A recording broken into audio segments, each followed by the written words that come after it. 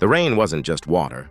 It was a solid gray curtain, hammering on the roof of Mark's aging sedan so hard he could barely hear the classic rock station fighting through the static.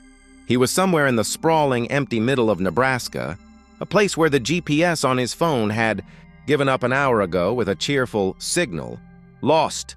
The map sprawled open on the passenger seat was a useless relic, the ink smudged from the humidity of his own frantic fingers.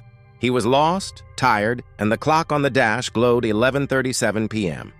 It was in a moment of squinting through the frantic swish of the wipers that he saw. It a faint, flickering glow off to the right, down a narrow, unmarked service road. A sign, tall and skeletal, materialized from the downpour. The letters in a faded blood-red neon spelled out the Slumber Inn. Below, the word vacancy buzzed a sickly, inviting yellow. "Thank God," Mark whispered, his shoulders slumping with a relief that momentarily outweighed all caution. He signaled, a pointless gesture in the empty blackness, and turned onto the gravel path. The Slumber Inn was a single-story, L-shaped structure of crumbling beige stucco. The parking lot was a vast, empty sea of cracked asphalt, glittering wetly under the lone, buzzing sodium light. There were no other cars. He pulled up directly in front of a door marked Office, the orange glow behind the blinds looking like a single watchful eye. The office was a time capsule. The air smelled of stale cigarette smoke and industrial lemon cleaner. A small, boxy television on the counter played a black and white western. The audio, a low, tinny murmur. Behind the counter, a man so gaunt he looked like a collection of coat hangers, draped in skin, looked up from a crossword puzzle. His name tag, crooked and faded, read Phil. "Help you?" Phil's voice was as dry and raspy as old leaves. "Just need a room for the night," Mark said, forcing a smile. "The one on the end, if it's free." Phil's eyes, pale and watery, held his for a beat too long. "They're all free. Room 113, end of the row." He slid a heavy, brass key across the counter, attached to a large, green plastic fob shaped like a pine tree. "No electronic keys here, simpler." The way he said "simpler" made it sound like a threat. Mark paid in cash, took the key, and fled back into the rain. Room 113 felt distant, isolated from the office light. He fumbled with the lock, the mechanism groaning in protest before the door swung inward. The room was exactly what he expected, which was to say, profoundly depressing. Brown and orange floral wallpaper was peeling at the seams. The carpet was a damp-feeling shag the color of dried mustard.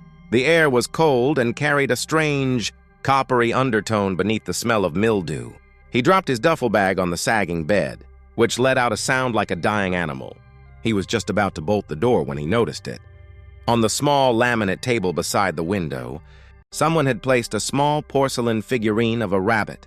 It was pristine white with glossy, pink eyes that seemed to catch the dim light from outside. It was odd, but he wrote it off as a forgotten trinket from a previous guest. He slid the bolt home, a solid, heavy sound that should have been comforting. It wasn't. Exhaustion quickly overpowered unease. Mark took a quick, lukewarm shower in the tiny, mold-stained bathroom, the water pressure sputtering and weak. He collapsed onto the bed, the springs screaming in agony, and was asleep almost instantly. He was woken by a sound. It was a soft, rhythmic scritch, scritch, scritch. His eyes snapped open. The room was pitch black, the only light a sliver of sodium yellow from the parking lot seeping through the curtains. He lay perfectly still, heart hammering against his ribs. The sound was coming from the door. Scritch, scritch, scritch. It wasn't a knock.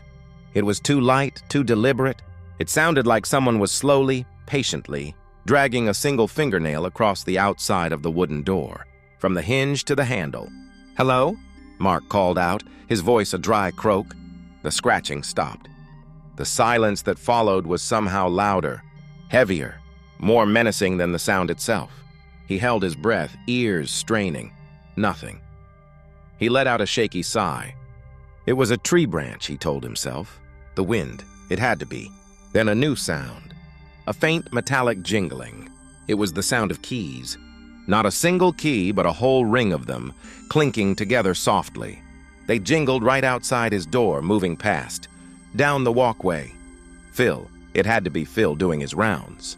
The thought was only mildly comforting.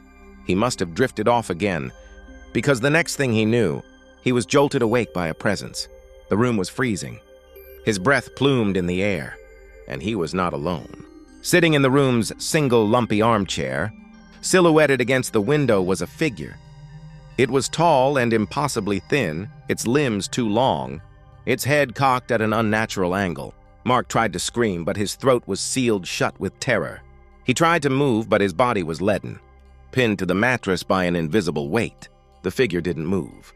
It just sat, a cutout of pure darkness, watching him. The only sound was Mark's own ragged, panicked breathing and a faint, wet, clicking sound, like a tongue detaching from a dry palate. The figure slowly raised one long, spidery arm and pointed a single, bony finger at the table. Mark's eyes, wide with terror, darted to where it pointed. The porcelain rabbit was gone. In its place was a small, dead crow, its feathers matted, its neck twisted at a brutal angle. He squeezed his eyes shut, praying for it to be a nightmare. When he forced them open a second later, the armchair was empty. The room was still freezing. The dead crow was still on the table. He didn't sleep again that night. He sat upright in bed, his back against the headboard, a cheap lamp clutched in his hand like a club, staring at the spot where the figure had been, until the first gray light of dawn began to bleed through the curtains. As soon as the sun was fully up, he scrambled out of bed, his body stiff with cold and fear. He didn't bother to shower or pack properly. He shoved his things into his duffel bag, his eyes constantly darting to the armchair, to the table where the dead crow lay. He yanked open the door, desperate for the escape of daylight, and he froze. On the welcome mat, placed neatly in the center, was the porcelain rabbit. Its white glaze was now streaked with what looked like fresh, dark red blood. Its pink eyes seemed to stare up at him with a malicious glee. Mark stumbled back, a cry finally escaping his lips. He ran to his car, fumbling with the keys, his hands shaking so violently he could barely get the key into the ignition. He sped out of the parking lot, gravel spraying behind him, not daring to look back at room 113. He didn't stop driving until he reached the next town, a full 60 miles away. He pulled into a busy truck stop. The sounds of diesel engines and country music, a welcome symphony of normality. He went inside, bought a scalding black coffee, and sat at a sticky formica table trying to steady his nerves. An older waitress with kind eyes and a name tag that read Dottie refilled his cup. "You look like you've seen a ghost, honey," she said, her voice warm with concern. "You have no idea," Mark muttered, wrapping his hands around the warm mug. "Rough night? Where'd you stay? The motel off Route 17? Mark looked up, startled. "Yeah, the Slumber Inn." Dottie's friendly expression tightened. She leaned in closer, her voice dropping to a whisper. "You stayed at the Slumber? In one of the rooms?" "Room 113. Dottie made the sign of the cross, her face pale. "Lord have mercy. You're lucky to be alive, son." "What are you talking about?" Mark asked, a fresh chill crawling down his spine. "That place." Dottie glanced around as if someone might be listening. "Old man Phil, he's been the manager for 40 years, but he ain't the owner. The owner was a man named Herbert Waltham, lived in room 113. He was a taxidermist, a strange, reclusive man. Loved his little porcelain animals, especially this white rabbit his mother gave him. He called it his good luck charm." She took a deep breath. "About 30 years ago, a couple of drifters checked in. They were after his money, folks said. They broke into his room in the middle of the night. They did awful things to him, tortured him, trying to find where he kept his cash. When they were done, they strangled him with a wire. The police found him days later. The place was ransacked, and that little white rabbit of his was smashed to pieces on the floor." Mark felt the coffee in his stomach turn to acid. "The thing is," Dottie continued, her voice barely audible, "they never caught the killers.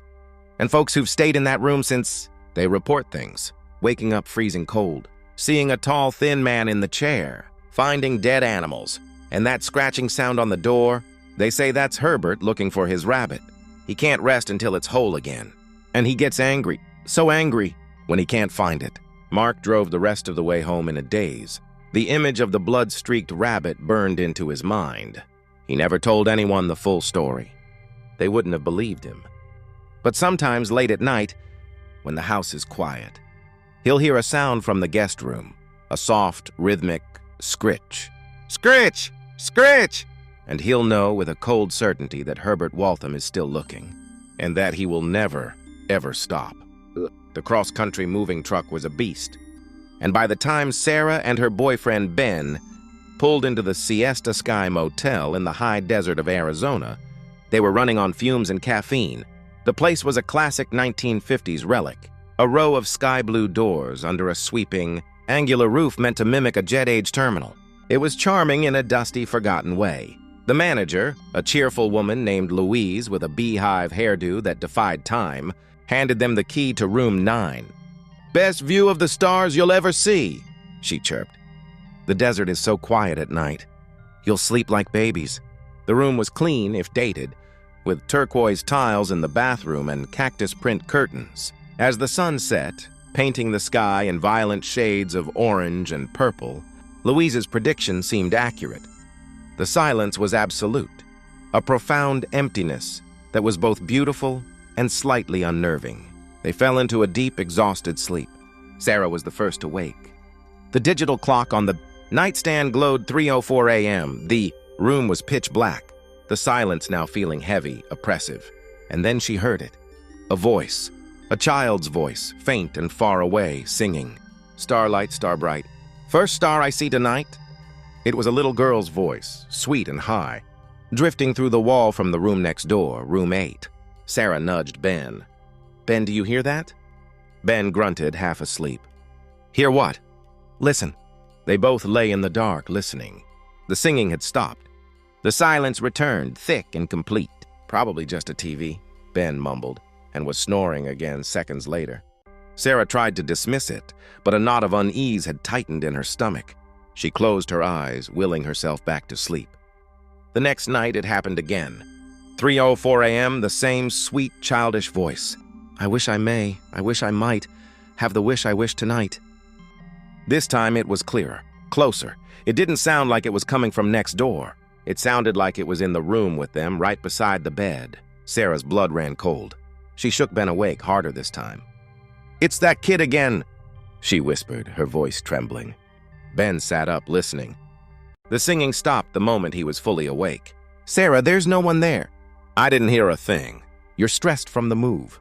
It's in your head." Frustrated and scared, Sarah decided to take action the next morning. She approached Louise at the front office.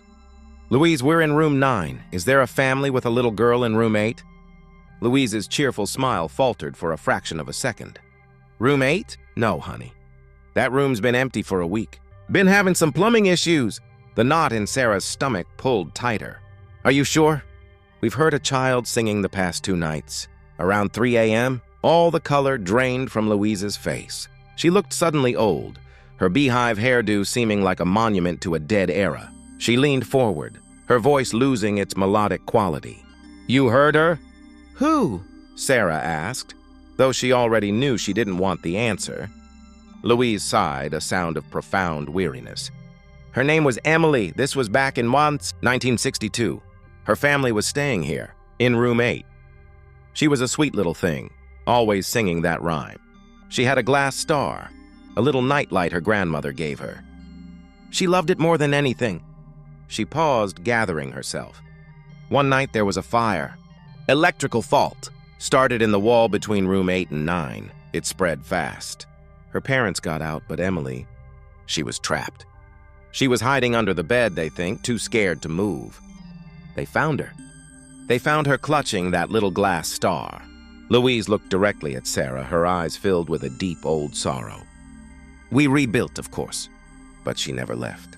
Every now and then, a guest in room 9, usually a woman, will hear her. She's not trying to scare anyone. She's just a little girl, lost in the dark, singing to her star.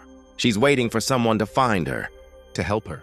That night, Sarah didn't even try to sleep. She sat in bed watching the clock. 3:04 a.m. arrived. The room grew cold. And then the voice started. Not from the wall, but from the empty space at the foot of their bed. "Starlight, star bright." It was clear as a bell, filled with a lonely, innocent hope. Tears welled in Sarah's eyes. This wasn't a malicious spirit. It was a child. A scared, lost child. Instead of fear, she was filled with an overwhelming wave of pity. She spoke into the darkness, her voice soft and gentle. "It's okay, Emily," she whispered. "You can let go now. The stars are waiting for you." The singing stopped. There was a moment of absolute, breathless silence, and then a single warm feeling of peace washed through the room. So tangible it was like a physical touch. The oppressive cold vanished. The heavy silence was replaced by the normal, gentle quiet of the desert night. Sarah never heard the singing again. They checked out the next morning. As they were loading the truck, Louise came out and handed Sarah a small tissue-wrapped object. "I found this in the office safe," she said. "It belonged to her family. They left it behind. I think you should have it." Sarah unwrapped the tissue. Inside was a small, perfectly formed glass star, its points a little dulled with age catching the morning sun. It wasn't a thing of horror. It was a relic of a lost, beautiful soul. She keeps it on her windowsill to this day, and on some clear, quiet nights, she looks at it and doesn't feel fear, but a profound, aching sadness for the little girl who just wanted to see the stars. David was a digital nomad, a creature of Wi-Fi and coffee shops. He chose the Alpine Crest Lodge in the remote mountains of Colorado for a month of focused work. The lodge was a grand old log structure, beautiful but showing its age. His room, 301, was at the very end of a long, dimly lit corridor on the top floor. The wallpaper was a dark forest green pattern, and the floorboards creaked with a century of secrets. The first week was perfect. The Wi-Fi was fast, the coffee was strong, and the mountain air was invigorating. Then the noises started. It began as a faint rhythmic tapping. Tap, tap, tap. It would start around midnight and continue for hours.